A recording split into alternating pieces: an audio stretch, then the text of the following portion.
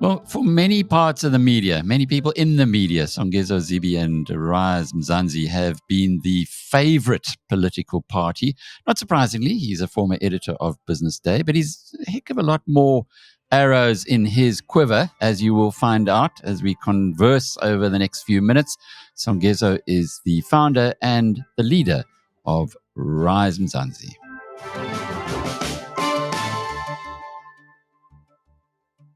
Good to see you, Songezo. Are you in Parliament, or is it a remote Parliament, or how does that all work? Because I know for you to be an MP is different. Yeah, no. Thanks for having me, Alex. So I am at home actually in Centurion. So I commute between Centurion and Cape Town every week when Parliament is on, as it is now until the 18th of September. I typically leave on Monday, and I return either on Thursday night or Friday morning if I don't have any business. Now, that's a theory. The reality is that because my committee is a very busy committee, and it's a standing committee, usually I deal with committee business on Monday and on Friday as well. So I actually have a 5-day working week and very little of the constituency period, which is a theory, which is on Mondays and Fridays you go and see constituents. So I try to mix things up. Explain that, the standing committee, just assuming that everybody, not everybody, but many people who watching this or listening to this don't know how Parliament works. Yeah, so Parliament sits on Tuesday to Thursday, and committees are in the morning, 9 o'clock to 1 o'clock, then there's lunchtime, and then at 2 p.m. until 5 is the big sitting. Sometimes it's up to 8 p.m., depending on the issues that are on the order paper, which is the agenda of the National Assembly. Most committees sit on Tuesday. Wednesday is Cabinet Day. Thursday is Caucus Day, which means political parties in the morning get to discuss their own business. There are a few standing committees in Parliament. The Standing Committee on Public Accounts, which is my committee that I chair, which looks after government expenditure. There is a Standing Committee on the Auditor General, Appropriation, which is processing the budget, and Finance.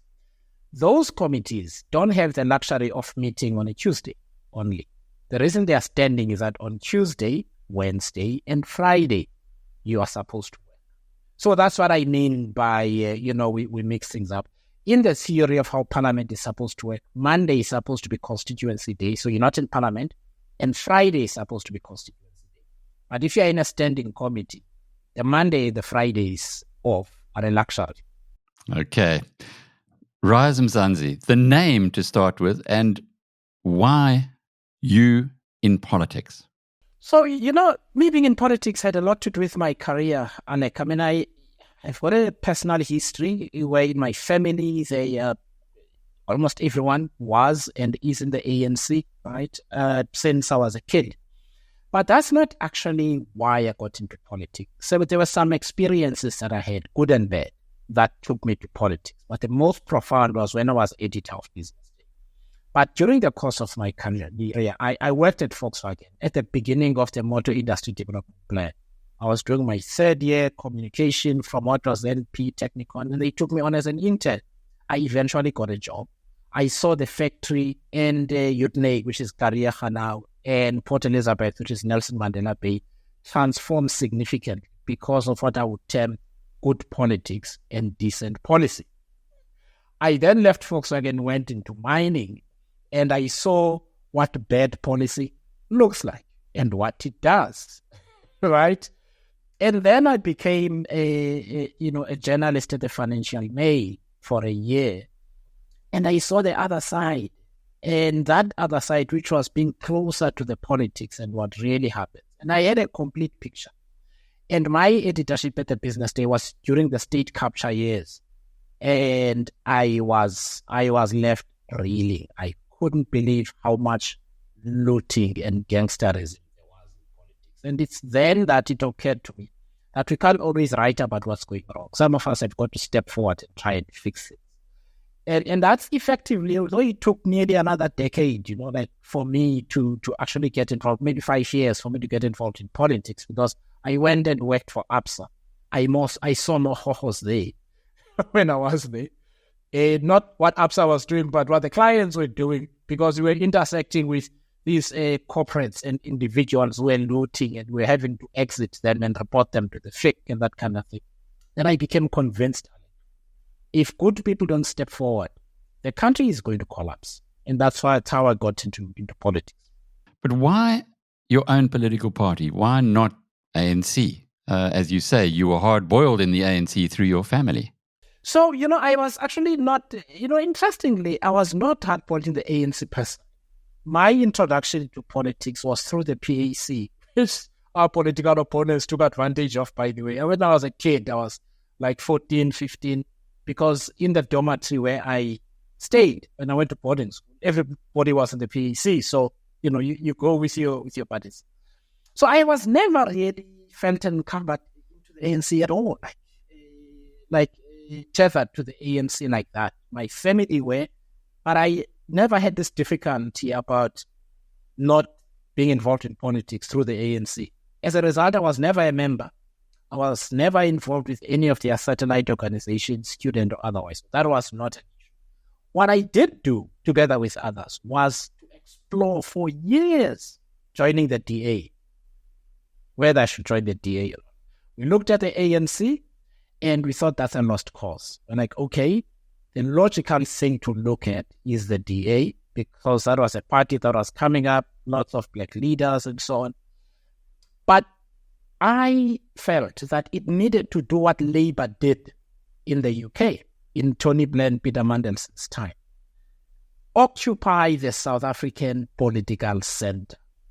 And you don't do that without shifting. So in other words, they would need to shift to centre left.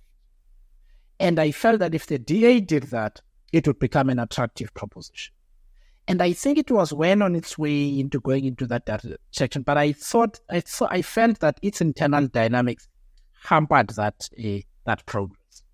And I still believe so. And I still believe that it has significant potential if it were to do this evolution, to find voters where they are, rather than trying to convince them to come over. That takes longer, with a lot of damage in between. And so we ended up with a political party that we felt, with the ANC's decline, somebody needs to occupy the space that DA refuses to occupy. And the funding? There's a lot of controversy around there. Harry Oppenheimer's granddaughter or granddaughters who helped you along the way? The one, by the way. Look, I mean, the funding thing is really interesting, because I think there is a certain trajectory to new political parties that people have become familiar with. They must struggle for money. They must do all of this. Look, to be honest with you, I utilize two things to raise money.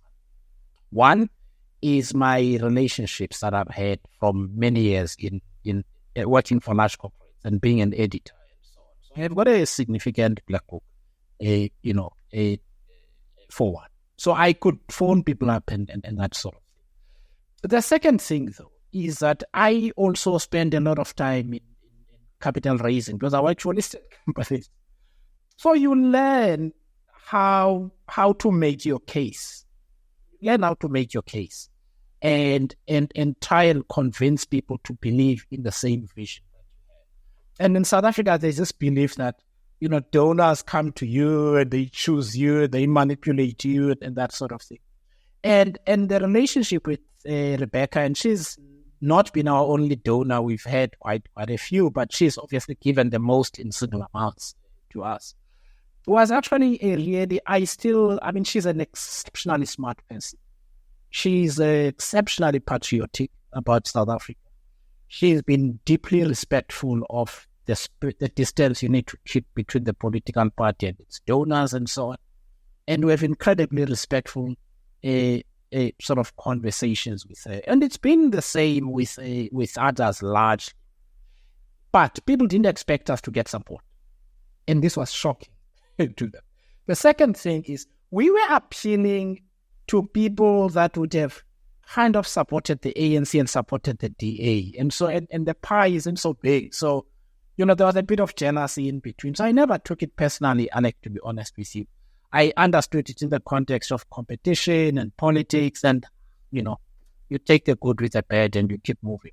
It is very interesting. I know the family quite well from a different route in the horse racing industry, which I was very involved in. And Mary, who I suppose would be the matriarch now that Bridget's passed, is so publicity shy, it's almost painful. And I'm sure from the whole family to lift their heads above the parapet and to do what they've done in supporting political parties, not just yours, but others across the board, must have taken a lot of reflection. And I'm sure, because I knew that they would be almost a magnet for criticism. Yeah. And we had to think about that too in deciding whether we accent Rebecca's assistance, right? Because she's donated significantly to us. I mean, in each of the window periods, she's given us 15 million rand, which is a lot, right?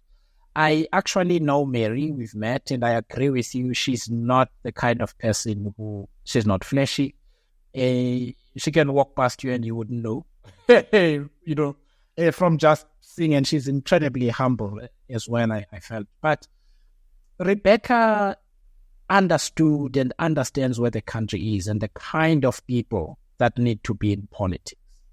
And that if people with her means do not step forward and help people like myself and my colleagues who've left lucrative careers to do the right thing, if there is no hand, then the country gets nowhere. And we discussed the issue of publicity and the arrows that would be thrown at her and so on.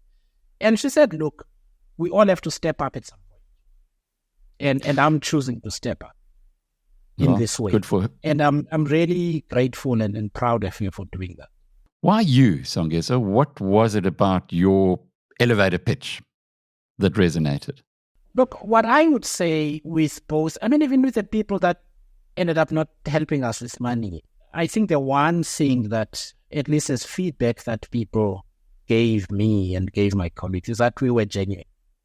We meant what we were saying, and we really wanted to do it, and we're in it for the right reason. And we're very transparent about what we stood for. We really, our proposals, Alec, were fairly detailed, especially in the beginning, about what we stood for, how we're going to develop policy, what sort of long-term outcomes we wanted for South Africa. So the vision was, and I believe still is, compelling, right? And that's what it was. But I also have to say, having surrogates who can vouch for your character is also important. And so there were lots of people who were able to do that. People who've got credibility in society, either in business or politics or in civil society, who would pick up the phone and say, listen, you don't know this guy, but I've known him for many years. Please hear him out. And I think what he wants to do is worth listening to. And I hope that you can help him and his colleagues. So there are lots of people that I'm really grateful for doing that. And it is a real feather in your cap, knowing the media industry as I do, that people in the media industry who tend, I won't say always, but often, to try and make themselves feel bigger by making others in the industry feel smaller, that they came out universally almost in support for you. So they know you and they've given you the thumbs up. And as you say, also with people in business as well. But there was one issue that certainly must have hurt your votes in many areas of society, and that was your apparent endorsement for expropriation without compensation. Just unpack that for us. Was this all about politics? It was, and I must say that DA was quite smart in spotting the gap. And I think, in my view, kind of pushing the envelope between being aggressive and engaging in disinformation, I would say.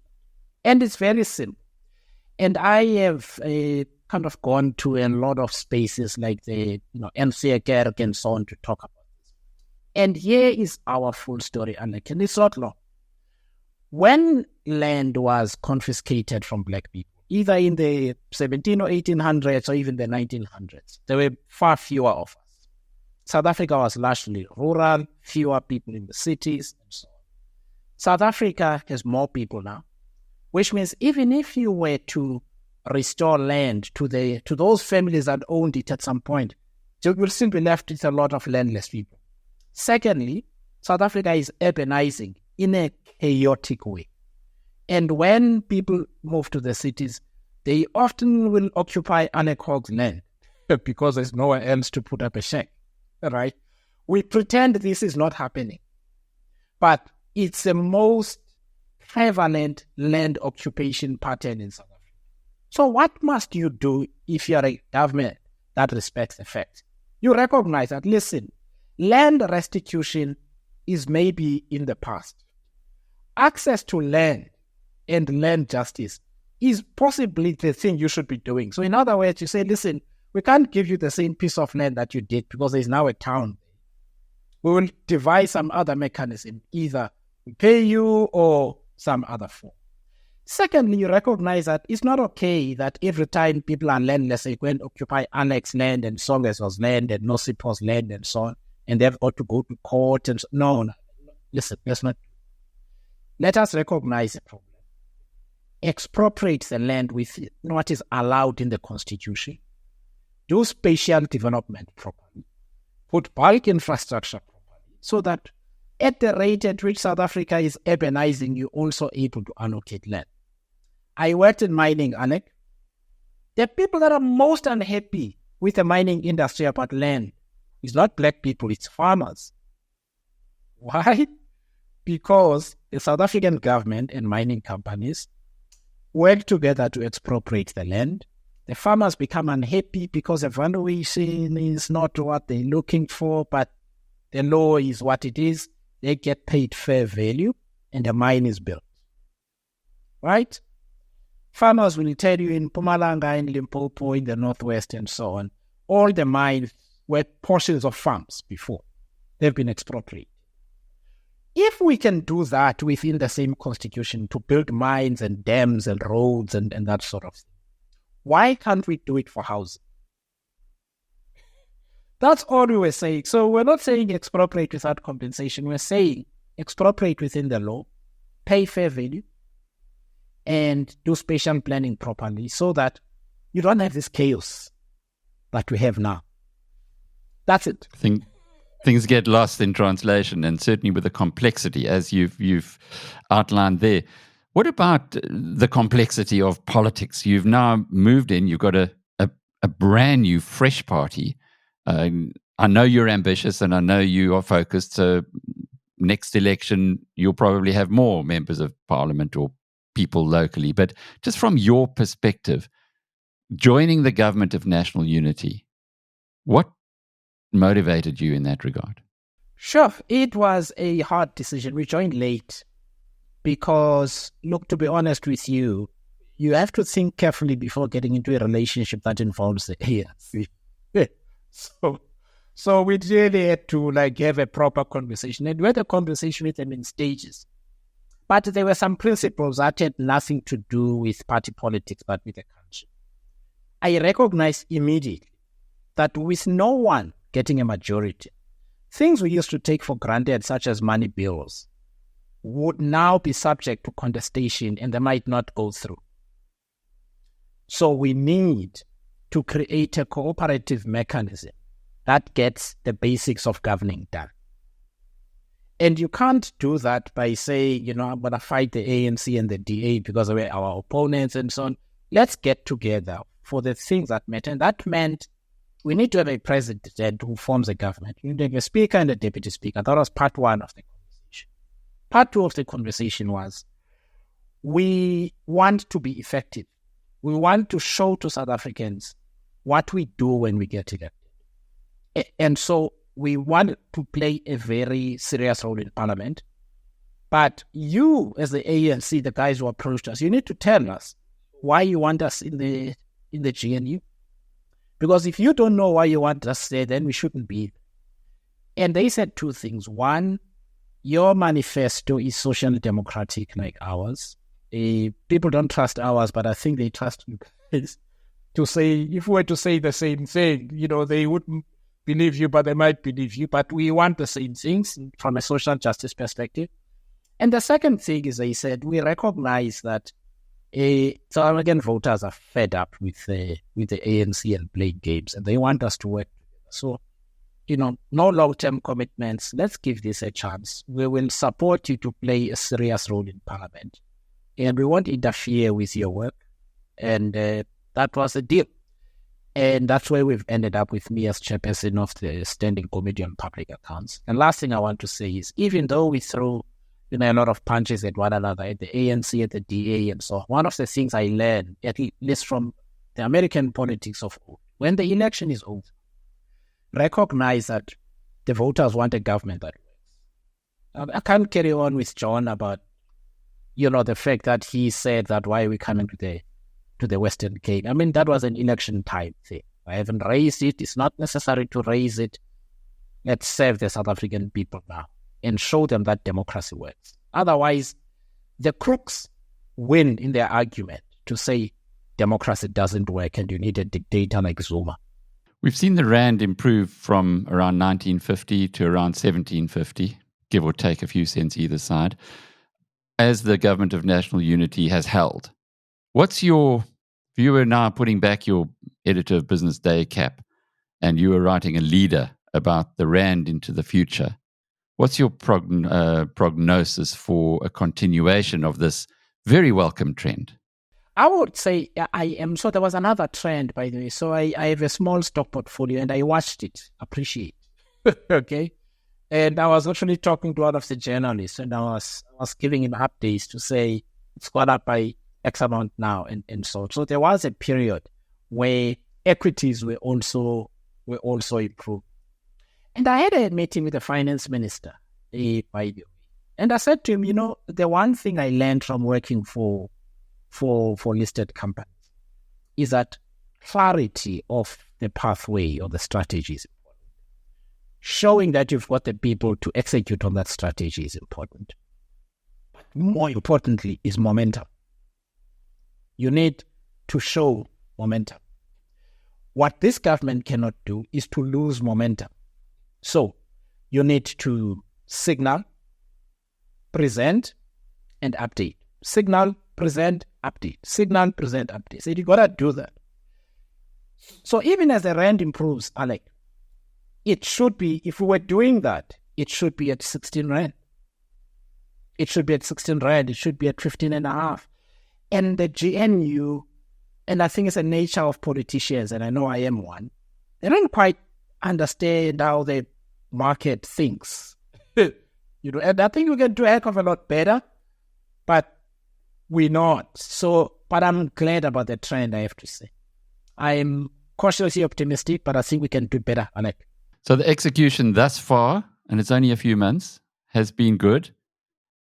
Are there any reasons for optimism that it will continue in this way? Yes. Look, I mean, the three anchors of the GNU are the IFP, the DA, and the ANC. And they appear determined to make it work. And I think that's a good thing. There are people who think that the ideological issues supersede everything. No, we wouldn't have the miracle if Madiba didn't want to work with de Klerk. Sorry. Sometimes in a party, in a country's life, you are challenged to work with people you don't like or you don't 100% agree with, as long as it's good for the people. And I think the ANC and the DA and the IFP at this stage are willing to make it work, and the other political parties as well. I believe that if I do a really good job as chairperson of Scope, holds the government accountable for what it does with the public purse and so on, it will actually be good for the GNU. Voters will say, you know what? Actually, this kind of works where nobody wins. And so, we might force them to work together again. This is the choice in a democracy that voters should have. So I'm very optimistic. We've got people who are looking at it with the right attitude, but we need to push one another to do better and do more and do it faster. Were you surprised at being offered such an important portfolio? I wasn't offered. I had to fight for it. Do you know that 24 hours before the election, we actually didn't have the votes? We had to lobby everybody, including NK, by the way. So the ANC wanted me to chair appropriation. And I think that was a factor of the finance minister, given his job and my background and so on. So he kind of really pushed. And there were a few instances where they kept saying, no, appropriation. I said, no. I want either finance or the Standing Committee on Public Accounts. And so I started lobbying hard, all of us and my colleagues and everybody else. I spoke to John in the DA. John was lovely. He said, yeah, no, it makes sense. We'll support you. Spoke to MK. And MK were like, okay. But they didn't object at the vote. So the big one was the ANC. And at around 5 o'clock the day before, Mbalula eventually called and said, okay, fine, we'll support you. Honor has got to count for something at some point, so we'll support you. And no, it wasn't offered, and it was like a move. But it's also such a positive part as a South African to see that so many of those old tales, those old legends, those old myths perhaps, and perhaps they were relevant when you had an ANC over 50%, but they've now been shattered.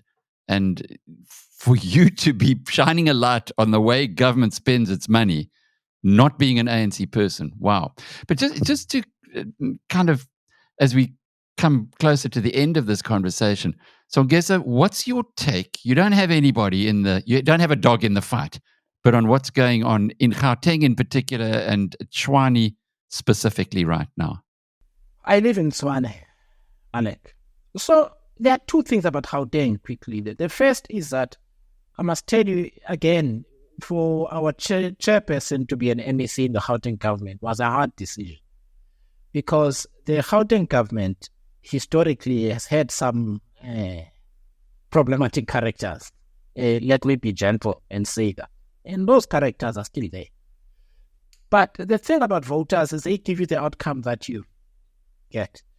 And we noticed a lot of hunger in Gauteng, and the agriculture portfolio, which has an impact on people being able to produce their own food, was something we thought we can do.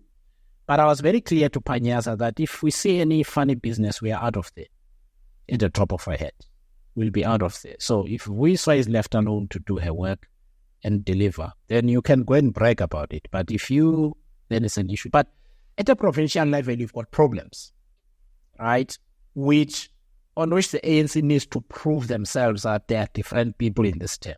They haven't even begun. Second thing is, it's not just Tshwane, the city of Johannesburg. I mean, it's a disgrace what's happened to Johannesburg. It's an absolute disgrace. It should be the jewel of the African continent. And it's in a mess. I live in Tshwane. If I told you how much I pay for water still on the basis of incorrect billing, your eyes would water. What we need, though, is for this realignment to complete at local government level. In my view, it's a good thing, actually, if we don't have a majority, but you need consolidation of political parties so that you don't have 13 political parties being part of a council, but 5 or 6. And we are actively talking to other political parties ourselves about consolidating ahead of 2026 and 2029 so that South Africans have sort of fewer choices, but good people within those environments. Sure, that's a big statement. Who are you talking to? So we've actually started working with Good. So one of our guys is a Good counselor. Now, so we've started a sort of a dual membership conversation. We're talking to Musi, we're talking to Action SA, and so on, to Bosa. Let me not say Musi, but Musi and I sit next to each other in Parliament. And we've had this conversation where we said, hey, listen, let's talk about how we cooperate in 2026 and 2029. We don't need to cannibalize one another's supporters, areas. Let's try and put the best foot forward. Action SA are in that game. We are in that conversation as well. We're not going to rush anything, but we think consolidation is important for the future, and we are going to do it in good faith. But the way that Action SA is behaving in Tshwane right now, certainly the feedback that most people are getting is that they're being irresponsible. Is this accurate? I don't know. We're not in that council. I wouldn't say this as a general statement. I think within the former, I usually say moonshot, it was no longer moonshot. It was the moonshot. the term will come to me. There is a lot of hurt, Alec. There is a lot of hurt because there were many unequivocal statements made about never working with the ANC and so on. And, as soon as the election happened, the DA was like, cheers. We'll talk to those guys now and so on.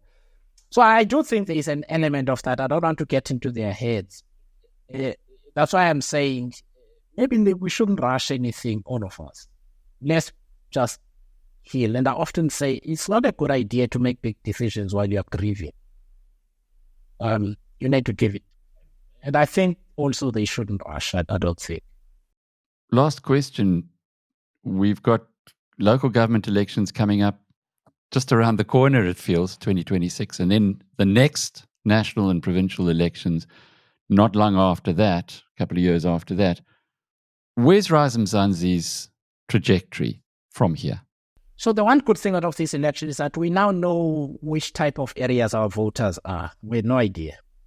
Helen will say it's white South Africans. It's actually not. I would say it's professionals in the public and private sector. It's typically young families. So a lot of these areas with cluster homes, townhouses and that kind of thing, we get a lot of support and that kind of thing. It's largely in the metros and so on. We contested a by-election 187 in Johannesburg. We want to be a double digits party. We got 10% there. So we're going to be very choosy about where we contest. We want the sort of voters that we know, especially in the early days, that are going to give us the kind of the return. And this one by-election that we did gave us 10%. For a new party like ours, PR seats or proportional representation seats are the way to go. In the beginning, the EFF did that, Action SA did that, and that's what we'll do. And I think if we were to aim for 10% of the wards we contest, it gives us a decent showing in Johannesburg, Tshwane, and Ekurhuleni. And then we can build on from there in terms of national support for 2029. But by then, hopefully, we'll be part of some form of consolidation.